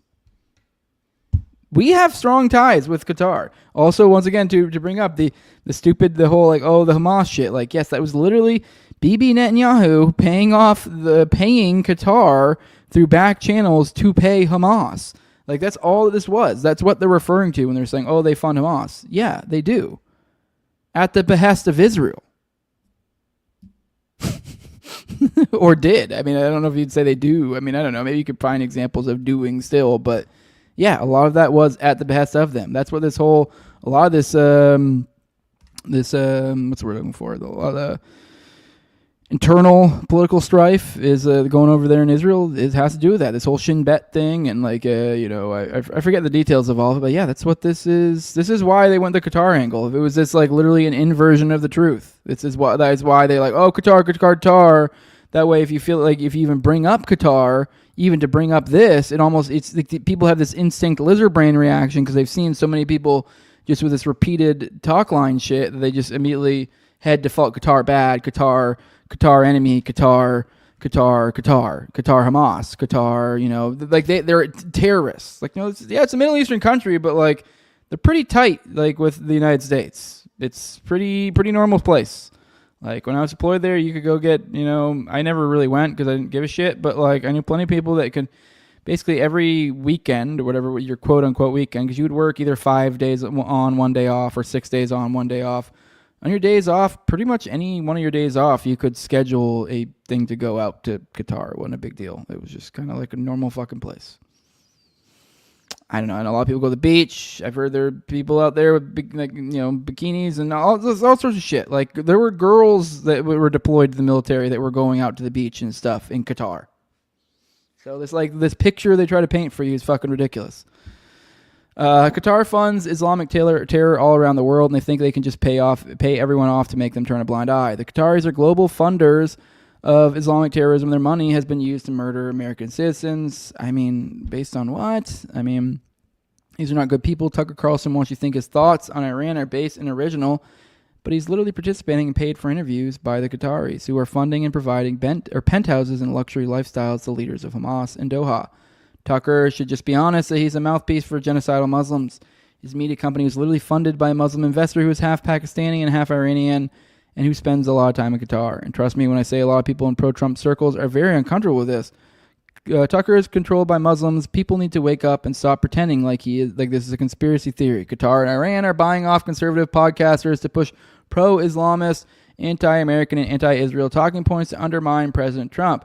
And here she shows this documents, and in it she shows set forth in the required detail the registrant's political activities. Foreign Principal, Embassy of the State of Qatar. And it shows the date. This was over January, February 26, 2025. Contact Tucker Carlson, The Tucker Carlson Show. It says method, in person. Purpose, interview with Prime Minister of Qatar regarding war with Iran. The Prime Minister of Qatar is being attacked in the media for wanting to stop it. Now, what gets interesting is, she says, see the full document here. And then you see Pete, they originally brought up, he says, she just accused Tucker of being paid by Qatar $200,000, a guy married to the Swanson heir, and then produces a document as receipts that doesn't confirm that. Can they not lie? It's impossible. So you scroll through that. I mean, essentially, like what everyone's saying, which you can go look at it yourself, is essentially it proves that he did an interview, not that he was paid. So essentially, she shared dumb shit that said that was the case. But if you read the document, it actually ends up being proof he didn't, like say from this guy. So look right here. In addition to the above described activities, if any, has the registrant engaged in activity or rendered any services on its own behalf which benefits the registrant's foreign principal? No, which I think that literally means like basically like there was no services rendered here. Like so there was no money exchanged so far as so. And then the furthest one, appendix, response item 11. Item 11, during the 6-month reporting period, has the registrant engaged in any activities for or rendered any services to any foreign principal named at items 7, 8, or 9 in the statement? If yes, identify each foreign principal and describe in full detail all activities and services. This is foreign principals, Embassy of the State of Qatar, activities/services. Registrant provided media and communication strategy and consulting services related to the U.S. to government spokespersons for the State of Qatar. During this reporting period, Lumena Advisors LLC also engaged in non-registrable activities on behalf of the State of Qatar, including the Government Communications Office, providing media and communication strategy, consulting, and training services. Okay, they're talking about a different company, the Lumen thing. But either way, I think, the point being a lot of people are getting is that, maybe you could say there was money exchange, but nothing about this document proves that. If anything, it implies the opposite. Or, you could say they were lying and that, on paper they did this. But, the paper you're providing as proof doesn't do it. So here's just Laura Loomer being fucking doing what Laura Loomer does. So, which, I don't know. I don't know why anyone even thinks anything of this woman. I don't know how many times I've heard fucking bullshit stories and what was clearly, just shit stories that have come from her. And so the idea that she keeps being significant or your name keeps being spread, I just don't understand it, frankly. So, you guys tell me why. Why does anyone give a shit about Laura Loomer, at all? So, I don't know. She's just fucking loudmouth that fucking somehow manages to get herself involved in everything, it seems like. All right, let's roll through the chat, and then we'll get into the Dutroux reading, and then we'll get out of here. My predicament with Tucker is he says a lot of anti-war stuff that I agree with, but then he's friends with GWB. He's totally a Fed. Yeah, I wouldn't be surprised if he's a Fed. I'm definitely, we talked about that a lot last night. But maybe he might be a Fed. His dad was definitely Fed, that's for sure. It looks like he may have had some Fed activity in his youth. I don't know. Who knows? Maybe he was a Fed, and then he just goes, "This is stupid." People see the light. He goes on and on about how fucking much he's changed his position. So maybe he legitimately did. It's hard. You can't know a man's heart. I have no idea. But at the very least, even with that, even if you do want to believe that, you should still keep your head in the swivel and be an independent thinking person. And if he shifts his position, don't shift your position with him. Think about it first. Oh, that's my kiddo. I thought my wife was coming out of the room. All right, scrolling through the chat, seeing what all else you guys got to say. Tucker, war is bad, funded by Qatar. Like I said, I don't know if that's really completely obvious that he was. He might be. I don't know. Let me scroll through. All right. She's attractive, so allowed to do whatever she wants. That's just how people... She's not, though. She's fucking gross. She's gross, dude. She is disgusting looking. This is a good picture of her. And she still doesn't look good. She looks like a fucking weird alien or something. Look at that weird nose. It's just, no. She's gross. She's gross, dude. This idea that she's attractive, like even like there's flattering photos where she looks like all right. Like if you're doing the whole like women's scales of 0 to 1, like would you not? Yeah, sure. I've seen plenty of times where I'd say would, but that is no I don't know, resounding seal of approval. Like no way, Jose.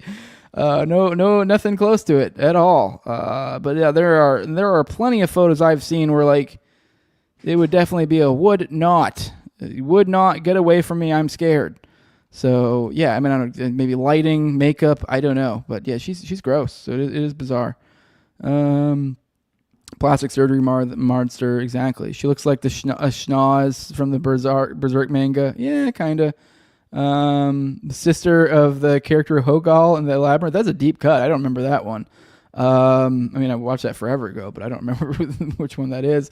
All right, let's get into the last thing of the day. We're going to get into our Dutroux reading. Maybe knock out one or two sections of this, and then we'll revisit. It should be back here tomorrow. I don't think I have anything going on tomorrow, so I should be back in here at normal time, 11 a.m. Eastern. All of you guys are agreeing that she is ugly. She is gross. There's a difference between would and should. Yes, exactly. Yeah. Different axis. She's definitely not a should. At no point ever was she a should. So, all right, let's go ahead and get into the Dutroux reading, and then we'll get out of here. Jumping in at the tall blonde man. Looking deeper into the milieu, Toussaint learns from the Wolu Brussels police that one of their detectives, Malou, is pretty well acquainted with Etienne Delhouven, and that the both of them often share a table at restaurants, accompanied by a man named Roland Potier. Delhouven is a very influential man according to Malou, and he's a former lawyer and friend of Belgian gangster Patrick Hamers. Hamers is probably the most notorious Belgian criminal. He's a good-looking, bourgeois, tall, blonde man. He looks straight out of an American gangster movie. He's known as Le Grand Blonde, or the Tall Blonde Man in English. A criminal organization established itself around him and was commonly referred to as the Hamers Gang. Hamers and his crew, which included gangsters Philippe Lacroix and Terry Smars, and his gangster dad, Achilles Hamers, but not limited to, were specialists of robbing money transports.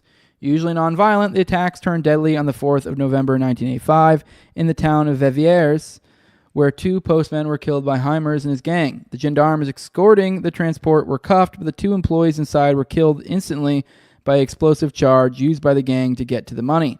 The timing was interesting, as 5 days later the Brabant killers would strike for a final time with their deadliest attack yet in Alost.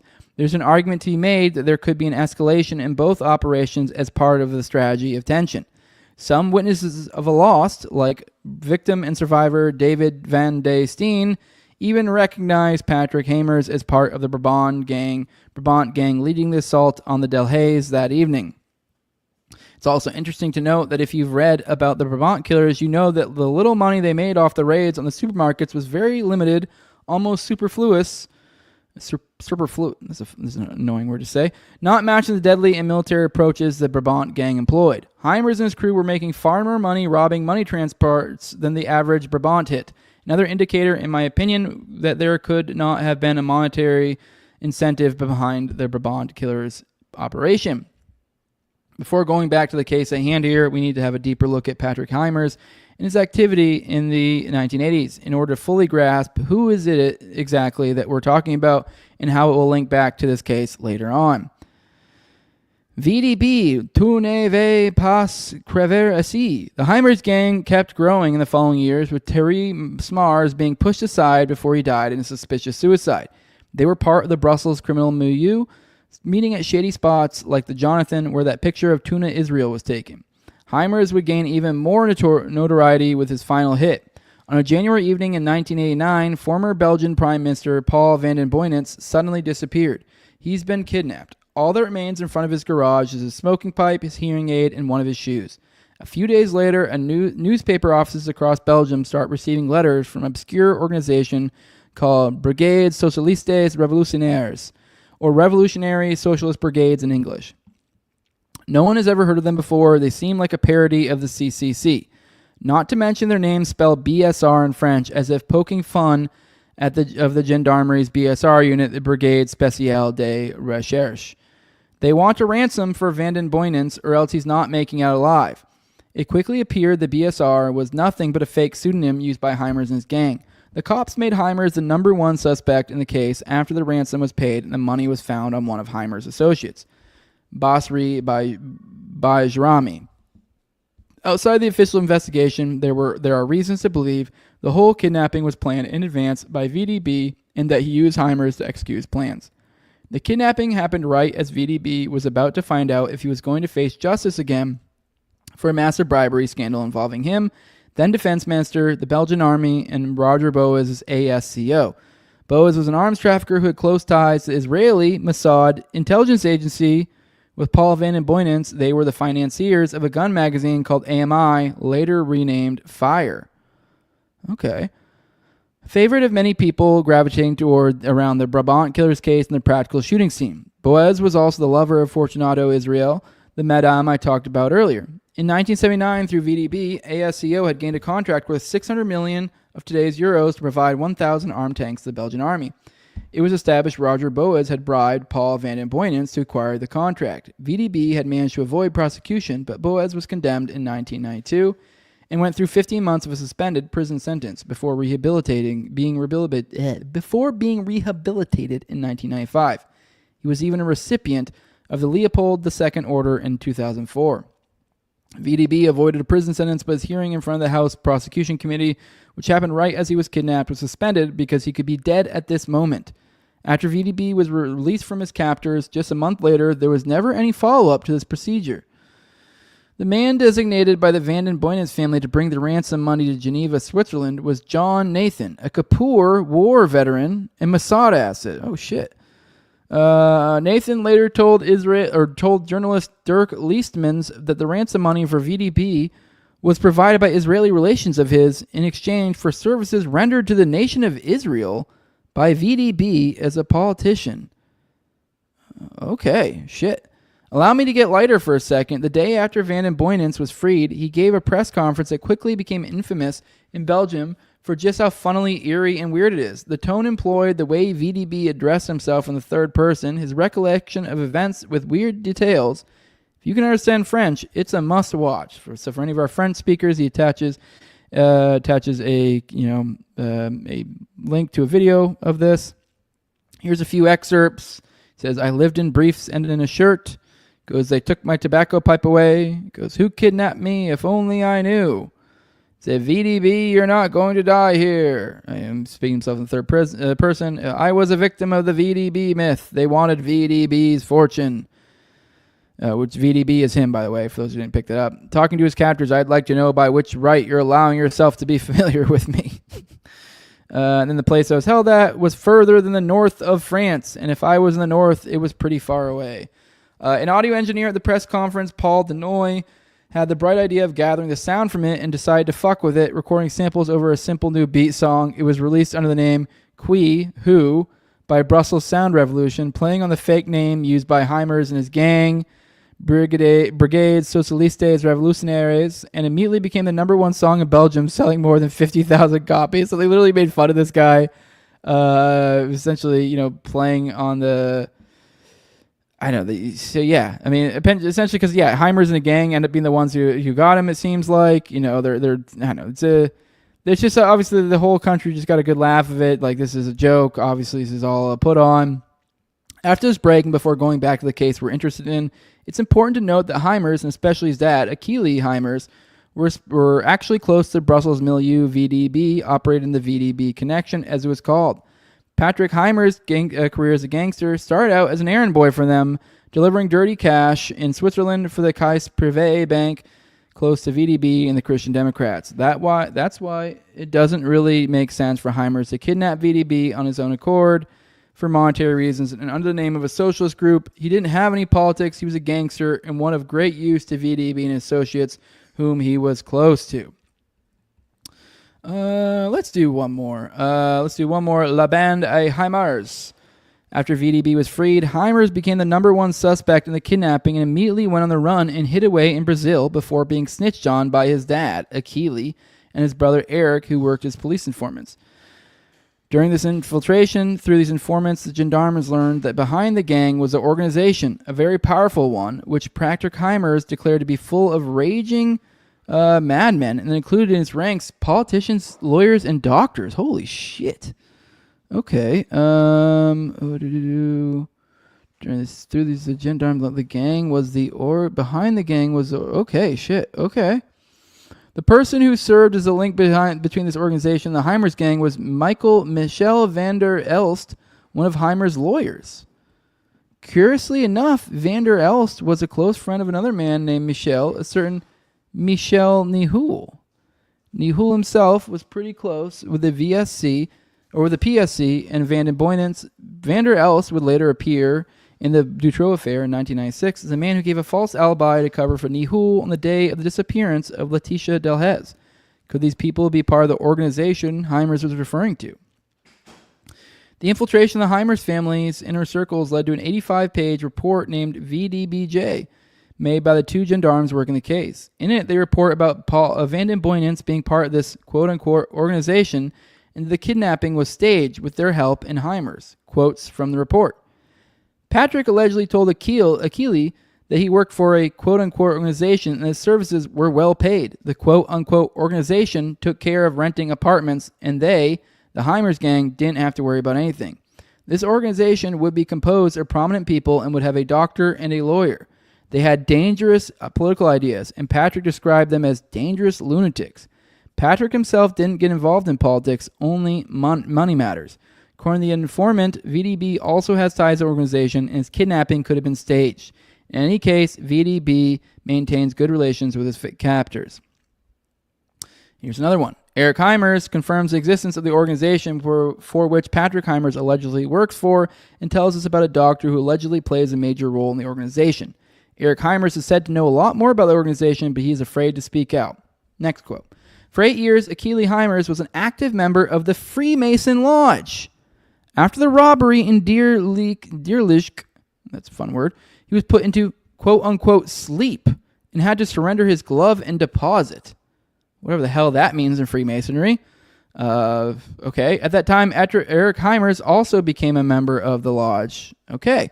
VDB lawyers John Paul Dumont and Marshall Lancaster, who would also both serve as Michel Nihoul and Madani Buhush's lawyers, were alleged to have been in contact with Achille Heimers to tell him about how it was imperative that his son does not have a direct confrontation with VDB, that he should not be extradited back to Belgium after he's arrested in Brazil. Was Heimers being entrapped by the organization and VDB after he had served his role? Was he being made a patsy? One of the two gendarmes working in the Heimers family informants later told journalist Douglas de Konink that he was under the impression that, for the good of certain Belgian political and judicial circles, Heimer should not have been extradited. And I believe this is Heimer, so it's Patrick Heimers and his wife. This is when they get arrested in Brazil. So, man, I guess he was a tall, blonde guy. Finally, inside the VDBJ report, we find out that Thierry Smars of the Heimers gang had been contacted by a man who presented himself as a French Secret Service agent, Roland Bastiani, who was in fact Elio Ciolini, who he was supposedly the man who received the money made from the robberies by the gang. Ciolini is a well-known character of the Years of Lead in Italy, investigating fake leads after Bologna's train station attack in 1980. He's also linked to the P2 Lodge as well as various intelligence agencies. What interest did he have in the Heimers gang? It's suspicious in the context of the Belgian 80s and the Brabant killers a man like Ciolini appears. Could it be the Brabant killers weren't the only gang used for purposes beyond robberies? If you consider the CCC, the Heimers gang, and the Brabant killers as different versions, with different goals perhaps of the same method, the strategy of tension, we might have a better understanding of the 1980s in Belgium as Les Années des Plombs, the Years of Lead. Heimers was fully extradited from Brazil to Belgium in 1990. He was considered a suspect in the Brabant killers and made declarations about revealing all that he knew.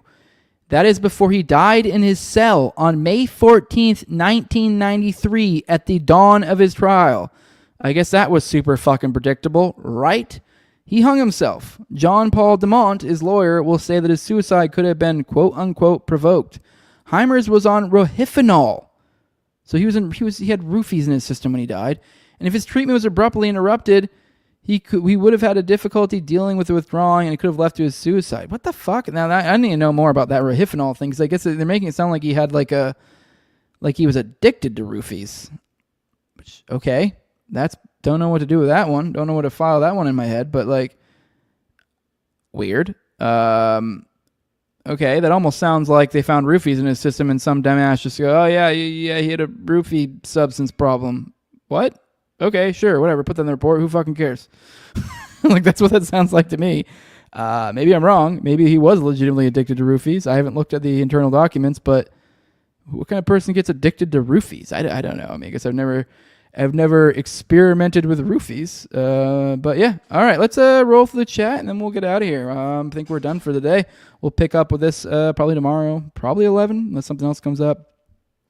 Scrolling through the chats. Do you think Tucker and Tio's Vaughn's dad knew each other? I have no idea. I don't even know if Theo Vaughn knows his dad, to be completely honest. So, yeah, I mean, I know we make a big deal about his dad being weird, being like kind of spooky royalty or whatever the fuck he is, but I think according to him, his dad had him like super duper old, so I wouldn't be surprised if that opened doors for him, but I also wouldn't be surprised if he had nothing to do with him, so, yeah. All right, guys, let's go ahead and get on out of here. I appreciate everyone who joined me today. I should be back tomorrow around 11 a.m. Eastern or so. For those who want to support the show, you can leave a like, share, subscribe, comment, leave a 5-star review on iTunes or Spotify. All those actions go a long way to help help what we're doing over here, trying to grow this show. And if you want to directly support, also follow me on Twitter at TowerGangJose. That also helps a lot. Helps grow my profile, helps it so I can spread the word. Also, if you want to directly support the show, you can do that with money. Give me money. Over at patreon.com, there's NWJose2020. The lowest level is $2. That's where you get access to early episodes. I've been trying to do 1 to 2 of those a week these days. Shooting for about 4 behind the paywall at any given time. So you have weeks of paywall content whenever you pop in there. Also, you can get an ad-free RSS feed, and you get access to the pre-show and priority for the call-ins on me and Austin's weekly live call-in show on Tuesdays at 9:30 p.m. Eastern.